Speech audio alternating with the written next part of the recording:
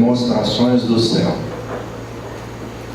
Disseram-lhe, pois, que sinal fazes tu, para que o vejamos e creiamos em ti? João capítulo 6, versículo 30. Em todos os tempos, quando alguém na terra se refere às coisas do céu, verdadeira multidão de indagadores se adianta, pedindo demonstrações objetivas das verdades anunciadas. Assim é que os médiuns modernos são constantemente assediados pelas exigências de quantos se colocam à procura da vida espiritual. Esse é evidente e deve dar provas daquilo que identifica. Aquele escreve em condições supranormais e é constrangido a fornecer testemunho das fontes de sua inspiração. Aquele outro materializa os desencarnados e por isso é convocado a teste público. Todavia, muita gente se esquece de que todas as criaturas do Senhor exteriorizam os sinais que lhes dizem respeito. O mineral é reconhecido pela utilidade, a árvore é selecionada pelos frutos, o firmamento espalha mensagens de luz, a água dá notícias do seu trabalho incessante, o ar esparge informações sem palavras do seu poder na manutenção da vida, e entre os homens prevalecem os mesmos imperativos. Cada irmão de luta é examinado pelas suas características. O tolo dá-se a conhecer pelas puerilidades. O entendido revela mostras de prudência. O melhor demonstra as virtudes que lhes são peculiares. Desse modo, o aprendiz do Evangelho, ao solicitar revelações do céu para a jornada da terra, não deve olvidar as necessidades de revelar-se firmemente, disposto a caminhar para o céu. Houve dia em que a turba vulgar dirigiu-se ao próprio Salvador, que a beneficiava, perguntando: que sinal fazes tu, para que o vejamos e creiamos em ti? Imagina, pois, que, se ao Senhor da vida foi dirigida semelhante interrogativa, que indagação não se fará do alto a nós outros, toda vez que rogamos sinais do céu, a fim de atendermos ao nosso simples dever? Tudo bem, vamos orar. Pedir a Marcela para fazer a nossa oração, vamos acompanhar a intenção. Mestre amado Jesus, amigo querido de cada um de nós, nesta noite, Senhor, nos reunimos em Teu nome, sob o Teu amor e amparo, para entendermos um pouquinho mais dos Teus dons, da Tua capacidade de amar, Mestre. Para tanto, se faça presente nesta casa, nos abençoando, orientando as nossas reflexões, envolvendo os pensamentos do nosso amigo Wagner e estando conosco hoje e até o fim dos tempos. Que assim seja. Tenho a satisfação de apresentar hoje o nosso amigo, diretor de estudos da área de estudos da Federação, Wagner da Silva, que é o responsável pela mensagem do segundo dia da nossa Semana Espírita.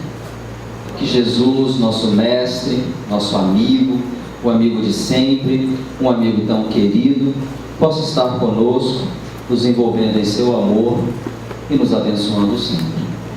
O tema desta noite, dando continuidade à proposta de estudo da nossa Semana Espírita, é Jesus e a mediunidade. Tentarmos compreender um pouco mais sobre essa relação tão importante do Cristo com esta faculdade que faz parte das nossas vidas e que é a mediunidade. Todos nós somos espíritos imortais, sem exceção. Todos nós fomos criados por Deus, destinados à felicidade suprema. O caminho para essa felicidade é aquilo que nós chamamos de evolução.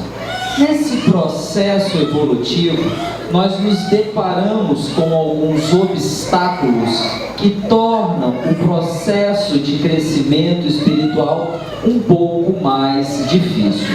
O primeiro grande obstáculo ao nosso crescimento espiritual é a nossa dificuldade de nos reconhecermos como espíritos imortais.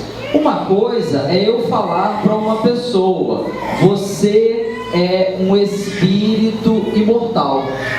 Outra coisa é eu interiorizar essa mensagem e ser capaz de viver de acordo com ela.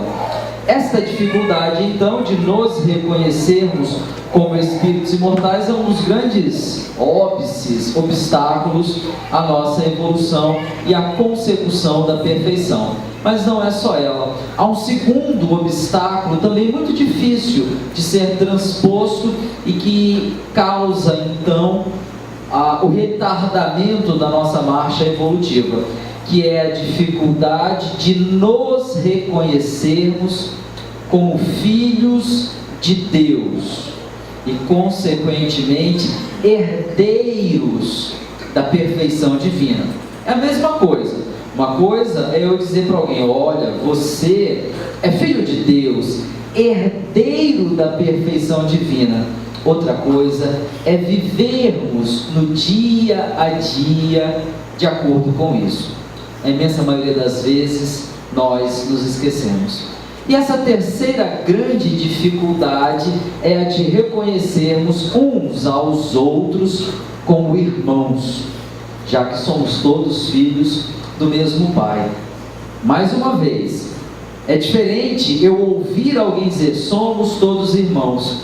É diferente de eu viver com as outras pessoas como se fôssemos todos irmãos. Então nós nos deparamos com esses três elementos que barram o processo evolutivo, tornando ele um grande desafio que estimula a cada um de nós. Jesus, na sua lida com a mediunidade, ele desenvolve a mediunidade de modo que ela responda ou ofereça respostas a essas três grandes dificuldades, a estes três grandes desafios. Mas para entender como o mestre lidava com a mediunidade, é importante antes nós compreendermos como o seu povo, o povo hebreu, lidou com a mediunidade. Porque o que Jesus faz é dar continuidade a uma certa tradição mediúnica que havia entre seu povo. As notícias históricas dizem que os hebreus são, na verdade, ou antes de se tornarem um povo, eram fruto de um fluxo migratório. Diversas guerras na Babilônia, ironia das ironias, a Babilônia é mais ou menos onde hoje fica o enclave do estado do Iraque, pegando uma partezinha da Síria. Já há mais de 3.000 anos havia diversas guerras naquela região e continuam ainda hoje. Os hebreus surgem então de fluxos migratórios, pessoas fugindo da guerra. A história dos refugiados de guerra também é quase tão antiga quanto a humanidade. E o que nós conhecemos como hebreus é um conjunto de refugiados de guerra, fugindo de guerras entre sírios, babilônios, persas e caldeus. Esse conjunto de guerras promovia um grande fluxo migratório. Nesses fluxos migratórios, as pessoas fugindo juntas e passando décadas, às vezes chega a ser séculos, fugindo de território em território, em busca de paz, em busca de tranquilidade, em busca de um lugar onde elas pudessem criar os seus filhos, lavrar a terra e criar também os seus animais para o próprio sustento. Essas pessoas naturalmente desenvolvem elementos culturais que as aproximam. Isso, claro, olhando apenas pelo aspecto material da história, porque o Espírito Emmanuel, no seu livro A Caminho da Luz, psicografado pelo médium Francisco Cândido Xavier, o nosso Chico Xavier, diz que mais do que um fluxo migratório terrestre, estas pessoas que comporiam o povo hebreu já compunham um outro fluxo migratório dos povos que vinham de Capela. Mas isso é uma outra história. Quem quiser entendê-la melhor pode procurar o livro de Emmanuel, A Caminho da Luz. O principal elemento cultural, então, que agrega esse povo, dando a ele uma unidade cultural, é a língua e o chamado monoteísmo. É impressionante que esse povo, migrando, fugindo de guerras, desenvolveu a ideia do Deus único. É o primeiro registro histórico, planetário, de um povo monoteísta. Tradicionalmente, os povos acreditavam na existência de diversos deuses. Os hebreus não. Eles desenvolvem ao longo desses fluxos migratórios a ideia do Deus único, que, segundo Emmanuel, eles já traziam com eles das suas experiências pregressas do planeta Capela. Pois bem, nós conhecemos do relato bíblico, agora conhecemos da televisão, da novela, que esse povo hebreu, nesse longo processo migratório, acaba indo parar no Egito. Isso todo mundo está por dentro, É bem atual. Pois bem, historicamente falando, a estada dos hebreus no Egito, ela é muito longa. Ela dura aproximadamente 300 anos.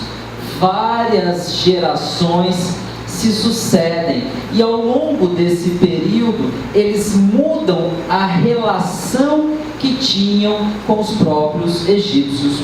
Quando os hebreus chegaram no Egito, eles foram muito bem recebidos, porque o Egito era dominado então por um outro povo, não mais os egípcios, um povo chamado Ixo, e os Ixos eram primos dos judeus. Então, quando os judeus chegam ao Egito, eles são muito bem recebidos, e aquilo se torna uma relação de colaboração. Os Ixos, invasores e dominadores do Egito, abrem as portas do Egito aos hebreus.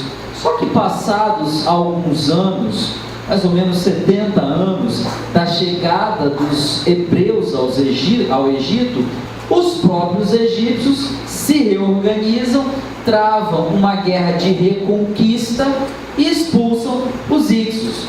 Quem fica? Ficam os hebreus. De início, os próprios egípcios continuam com uma relação amistosa. Afinal, eles, egípcios, tinham saído de uma guerra muito longa, e entrar em uma segunda guerra com os hebreus não era uma boa estratégia.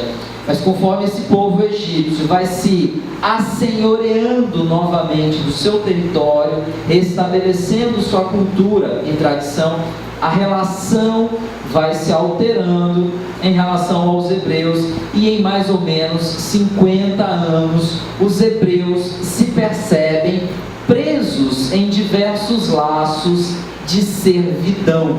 Os hebreus acabam virando servos dos egípcios.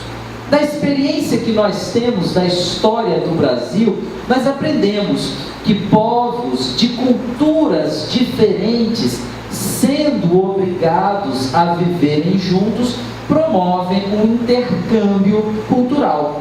O povo dominador absorve alguns elementos da cultura deste povo dominado. Porém, ainda mais, o povo dominado, subjugado, cede à sua cultura e absorve diversos elementos da cultura do povo dominador. Quando Moisés, personagem central dos primeiros momentos da narrativa bíblica, quando Moisés aparece no cenário com o intuito de libertar o povo hebreu do domínio egípcio, a cultura hebraica já havia se perdido. Os dois principais elementos da cultura dos hebreus haviam se perdido. Os hebreus haviam perdido o próprio monoteísmo, haviam absorvido a estrutura religiosa dos egípcios, que era politeísta, havia diversos deuses. Também haviam perdido a própria língua, porque os egípcios proibiam o uso da língua hebraica, criavam restrições ao ensino da língua hebraica e, principalmente, a unidade do povo estava totalmente comprometida. Nós aprendemos a ver em Moisés um líder espiritual e religioso, mas Moisés foi muito além disso. Moisés teve uma incumbência espiritual de pegar aquele povo, reagregar o povo e fazer renascer em meio ao povo hebreu a tradição do Deus único. E todo este trabalho é para que Jesus pudesse nascer em meio ao povo hebreu, porque promover a certeza de que se é filho de Deus é muito mais fácil quando as pessoas já acreditam em um único Deus. Imaginem, em meio a um povo politeísta, eu falar isso: nós somos filhos de Deus. De qual? Porque são muitos. Por isso o processo de unificação e restabelecimento do monoteísmo foi tão importante.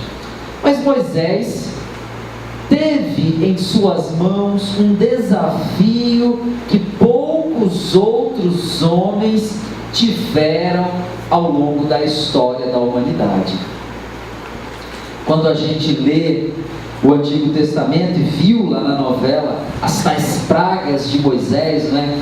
Moisés parece que tem um poder descomunal e aquilo causa um pavor tremendo no povo egípcio, a ponto de o povo egípcio permitir que os hebreus se retirem. Isso, todo mundo conhece o ditado, que quem conta um conto aumenta um ponto. Obviamente, os narradores do texto bíblico engrandeceram a própria história para dar mais lustro, para dar mais brilho. Mas é pouco provável que os egípcios se assustassem com aquilo, porque os egípcios tinham uma instrução muito elevada, então a maior parte daqueles fenômenos eram facilmente explicáveis. Por exemplo, a praga dos gafanhotos, a praga das rãs, tudo isso está associado a um processo de expansão das terras agricultáveis. O Egito tinha na sua história um problema muito antigo, de guerras constantes entre a parte norte do Egito e a parte sul. Então eles viviam em guerra, tentando unificar o Egito, mas era assim: o norte quer dominar o sul e subjugar o sul, e aí fazer um Egito só. E o Egito e o sul queria subjugar o norte. Então nessas guerras havia grande recrutamento de homens era necessário aumentar os campos agricultáveis, que ele fazia soterra o pântano. Soterrando o pântano é natural que os sapos vão para dentro das casas. É natural que aumentando a plantação de grãos, aumente a praga de gafanhotos. E por aí vai.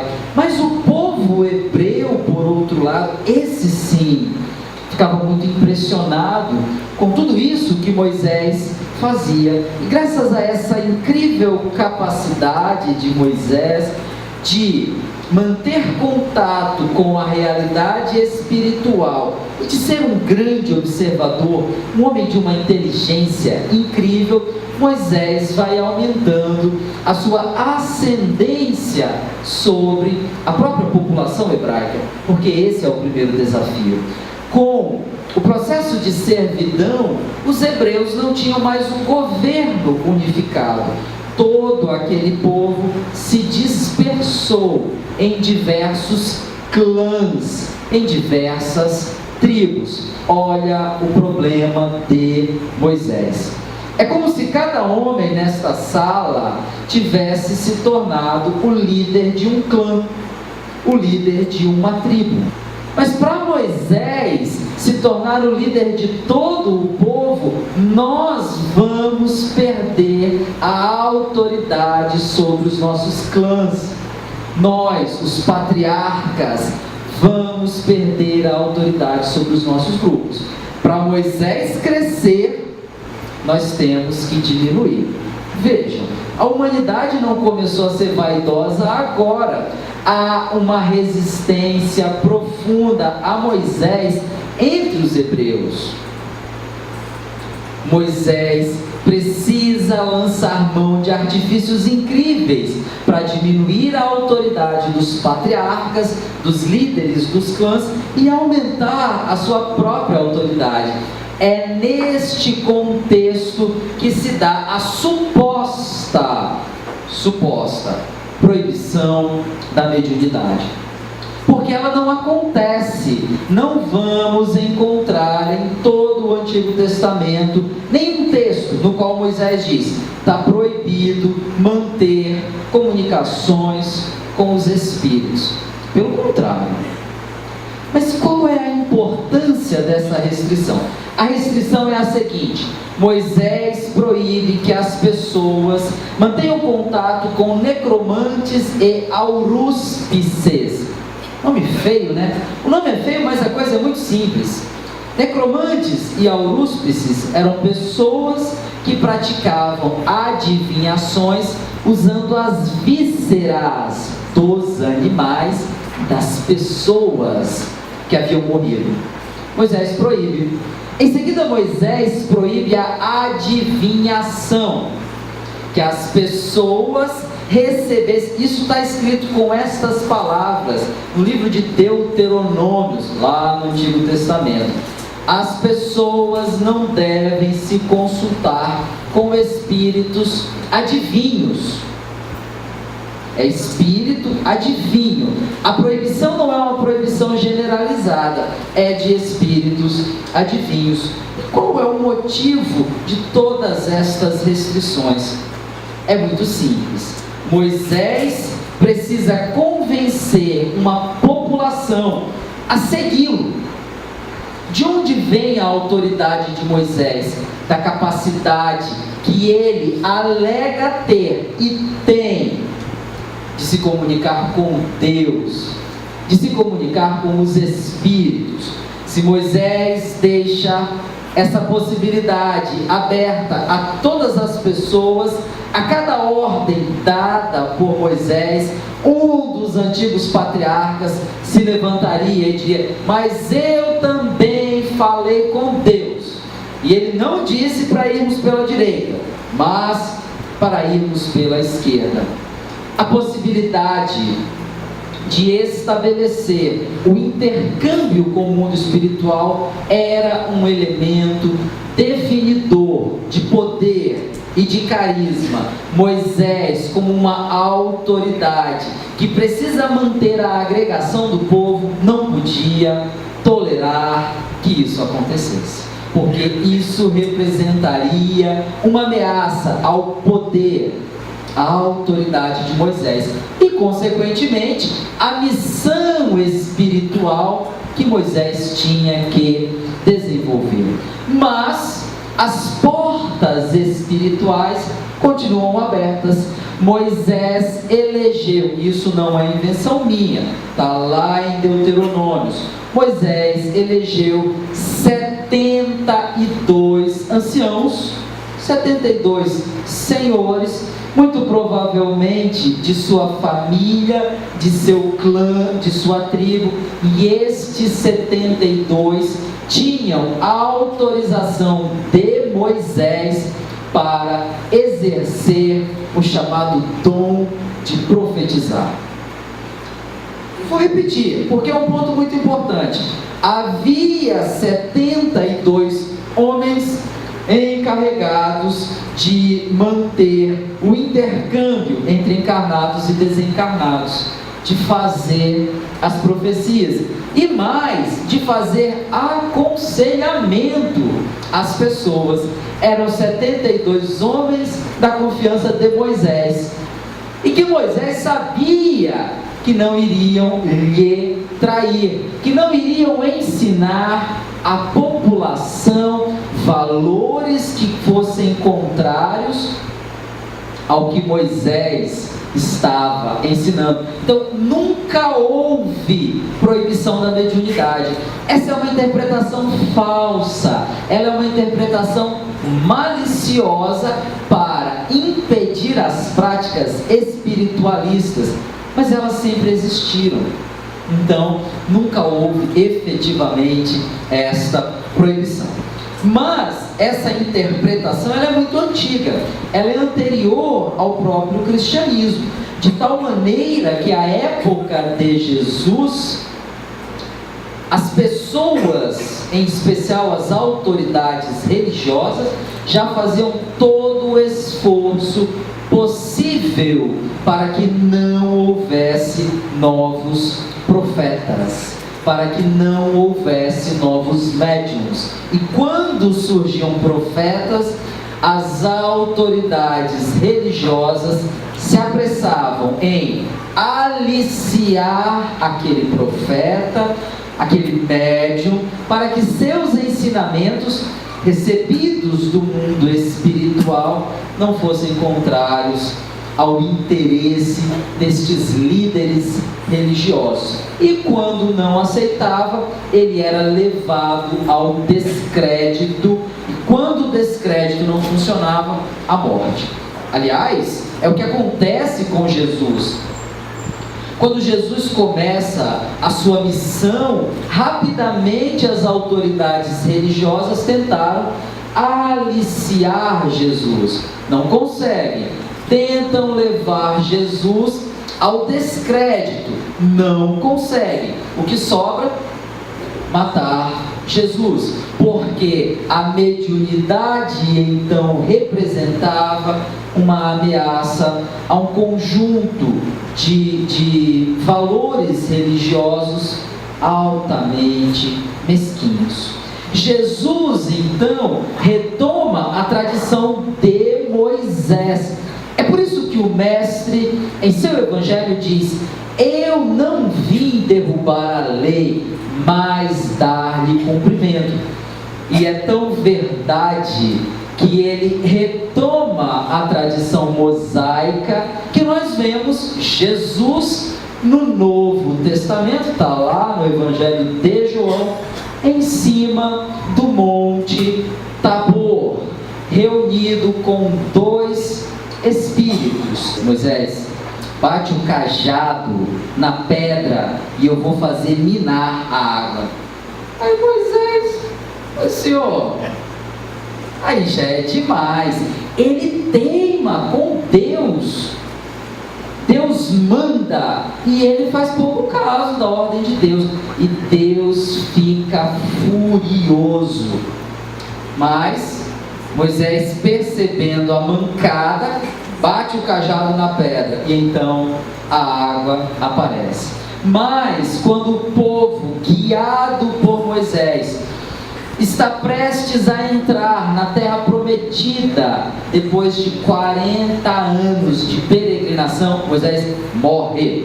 E Deus deixa claro: morreu porque teimou comigo no episódio do cajado e da água no deserto. É claro que é uma alegoria. A ideia de caminhar 40 anos no deserto qual era? Esperar, me perdoem, tá? Esperar a velharada morrer. Por quê? Moisés tinha algo contra a melhor idade? Não.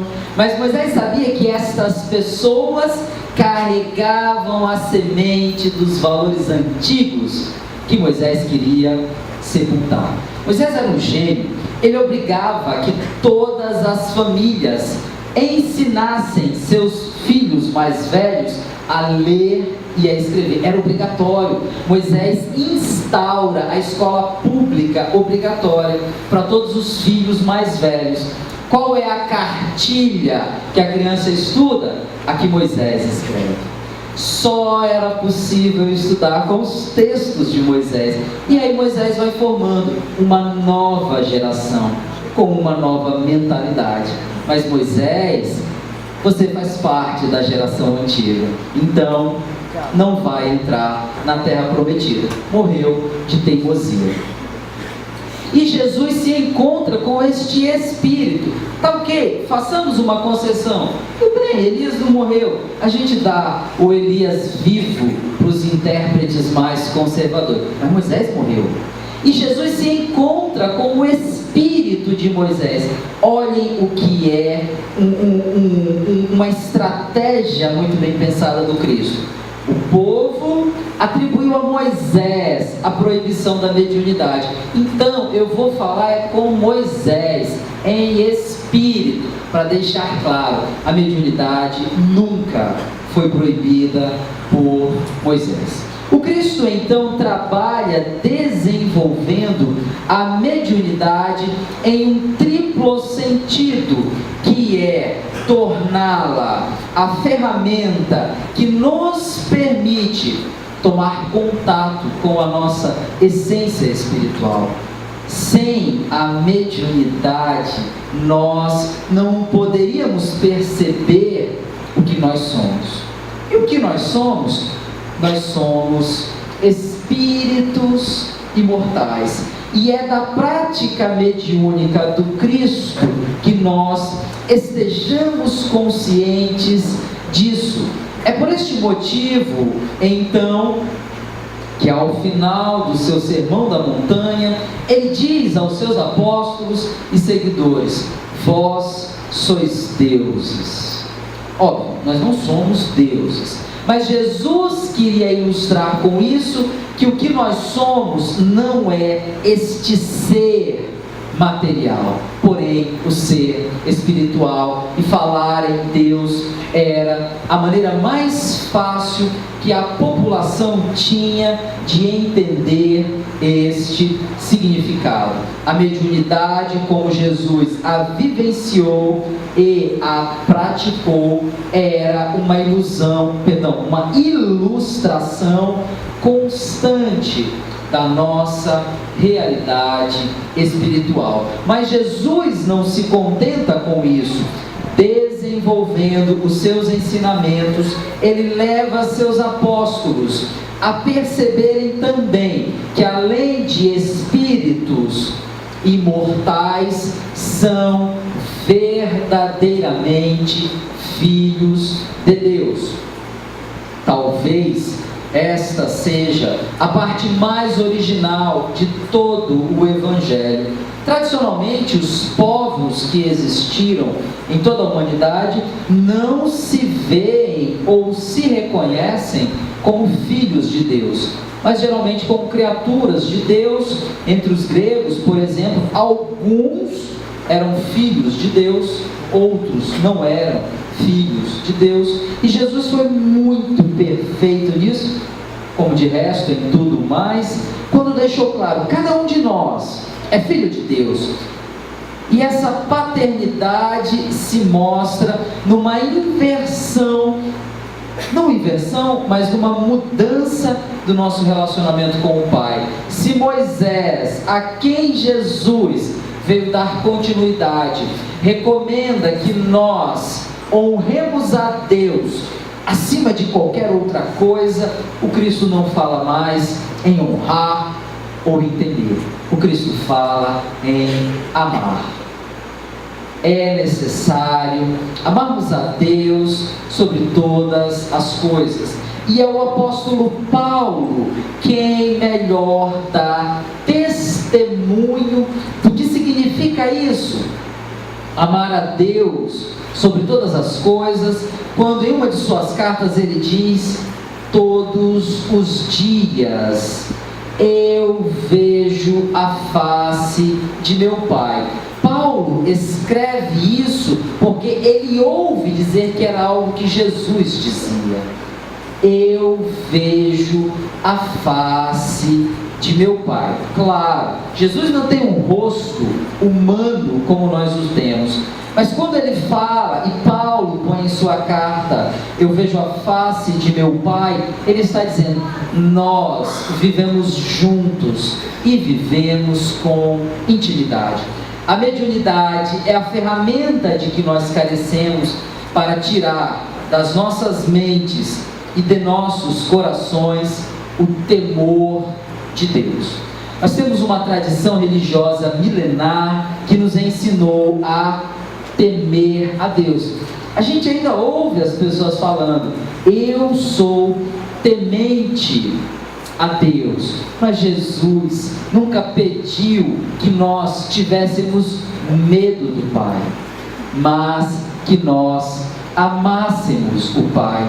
E é a mediunidade enquanto capacidade de nos comunicarmos, de nos mantermos conectados aos espíritos superiores que vem nos revelar isso. É graças à mediunidade que nós descobrimos quantas alterações houve neste processo histórico. É graças à mediunidade, por via da doutrina espírita, mas de muitos outros médiuns que a humanidade conheceu antes da doutrina espírita, que nós aprendemos a amar a Deus. Podemos pensar em Francisco de Assis, que era um médium de incríveis capacidades, pois ele relata que pelo menos um morto ele viu ao longo de sua vida. Qual? Jesus. Francisco de Assis via Jesus. Isso é mediunidade. E o que a mediunidade de Francisco de Assis nos ensina? Deus é amor, Deus é bondade, Ele zela por cada um de nós, desde o menor até o maior. Francisco de Assis retoma essa tradição mediúnica de Jesus. E por fim, a prática mediúnica de Jesus nos leva a reconhecer cada um como o nosso irmão.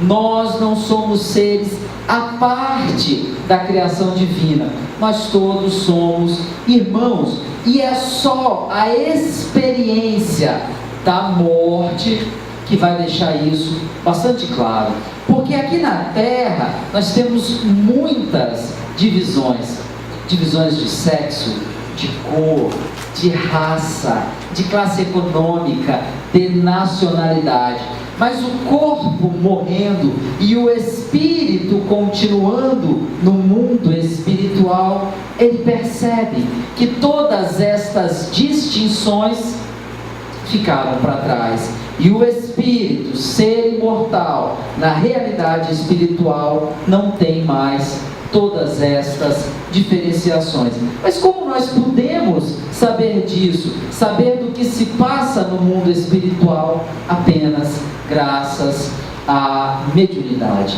É graças a ela, enquanto ferramenta divina, que nós temos acesso a todos estes conhecimentos. Por fim, a doutrina espírita, como praticante da mediunidade, retoma a mediunidade como o Cristo a ensinava e a praticava. A mediunidade é uma ferramenta de promoção do espírito encarnado, a partir do momento em que se reconhece como ser imortal. Mas a mediunidade também é a ferramenta que nos permite perceber que somos filhos de Deus. É a ferramenta sublime que permite reconhecermos uns nos outros os nossos irmãos.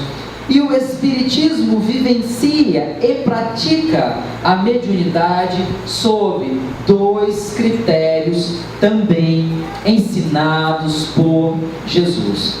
A recomendação do Mestre é que a mediunidade deveria ser vivida em sua máxima simplicidade e, é óbvio, gratuitamente. O Mestre recomenda que se dê de graça aquilo que de graça se recebeu. E isso se aplica também à mediunidade. O Espiritismo faz esforços significativos para que a mediunidade nunca se torne profissão de ninguém, que nunca ninguém tenha carteira assinada como médium, porque a mediunidade não pode se tornar uma fonte de renda. Isso é um descompromisso com os ensinamentos de Jesus. E espíritos sérios, comprometidos com o bem da humanidade, não se prestam ao comércio das coisas espirituais. Mas a doutrina espírita também ensina a prática da mediunidade do modo mais simples possível. A mediunidade não deve ser um espetáculo, porque o Cristo já recomendava que nós fôssemos simples, como as aves que estão no céu, como as flores ou as ervas que estão no campo. E aí, consequentemente, o Espiritismo ensina e vivencia a mediunidade do modo mais simples possível. O que às vezes escapa à nossa percepção na profundidade das recomendações do Cristo é que, ao recomendar que a mediunidade seja vivida de modo simples e gratuito, o Mestre já nos dava a chave para que nós fugíssemos dos 2 principais riscos da mediunidade. A mediunidade traz 2 grandes riscos para quem a vivencia, que é o risco de despertar em nós o orgulho e o egoísmo. Contra o egoísmo, o Mestre recomenda que as práticas mediúnicas sejam todas gratuitas. E contra o orgulho, a vaidade, o Mestre recomenda a total simplicidade.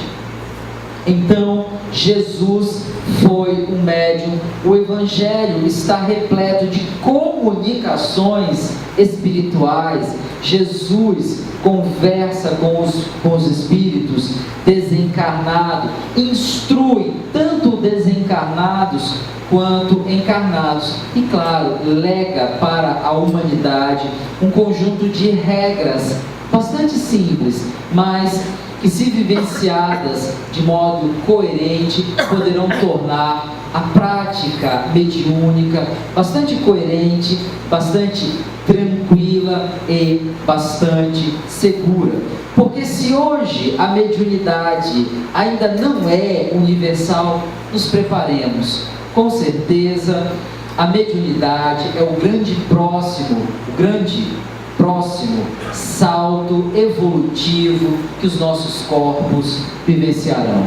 Assim como os nossos corpos precisaram de milhões de anos para aperfeiçoar a visão, a audição, o tato, eles estão desenvolvendo uma nova faculdade, que é a faculdade de ver, ouvir, sentir a presença dos Espíritos. E é por isso que é tão importante estudarmos a mediunidade sob as recomendações do Cristo, pois Ele mesmo já dizia que se os nossos olhos fossem bons, ou a nossa percepção fosse voltada para a bondade, todo o nosso corpo, toda a nossa experiência de vida também seria bom. O Cristo retoma Moisés, que nunca proibiu a mediunidade. A mediunidade é um dom divino que deve constituir as nossas vidas e nós precisamos aprender a usá-la como esta ferramenta incrível de progresso que o nosso Pai nos legou e que Jesus nos ensinou como utilizar. Que o nosso Mestre, então, envolva a todos nós em sua paz, em seu amor e esteja sempre conosco. Tenham uma boa noite e uma ótima semana.